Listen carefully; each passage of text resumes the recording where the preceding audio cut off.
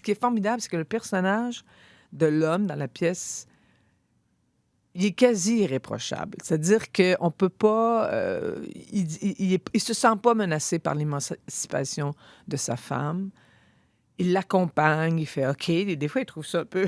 il trouve que ça vire à 45 degrés. Mais il dit oui. Il accepte, il essaie de comprendre les débats. Non, en même temps, c'est pas un flambeau, mais il l'aime tellement. Et cette discussion-là a vraiment lieu entre eux. Donc, il accepte d'essayer le changement. Ce qui ne veut pas dire qu'il ne trouve pas ça difficile. Ouais. Donc, je pense que pour les hommes, c'est une figure qui peut être étonnante ou en tout cas, il est adorable. Là. Je veux dire, on ne peut pas rien y reprocher. Puis pour les dames, mais ça correspond surtout à des femmes de mon âge. Ce que j'entends, c'est que certaines ont vécu des choses similaires et elles se disent, mon Dieu, je pensais pas qu'un jour... Je me verrais comme ça sur scène. Oui, c'est ça.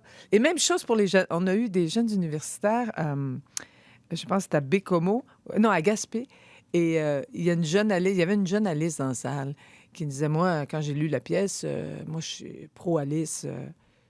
Elle dit, après avoir vu le spectacle, je comprends plus Fanny maintenant. Puis j'ai plus de... Je me rends compte que je suis pas toujours consciente de ce qui s'est fait avant moi. Je suis pas assez informée sur ce qui s'est fait avant moi.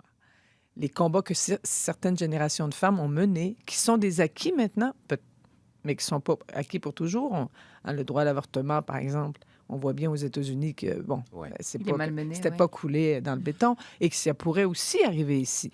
Mais le monde n'a pas commencé à tourner quand je suis né. Exactement, c'est ça. Puis souvent, ils sont pas au courant des combats qui ont été menés.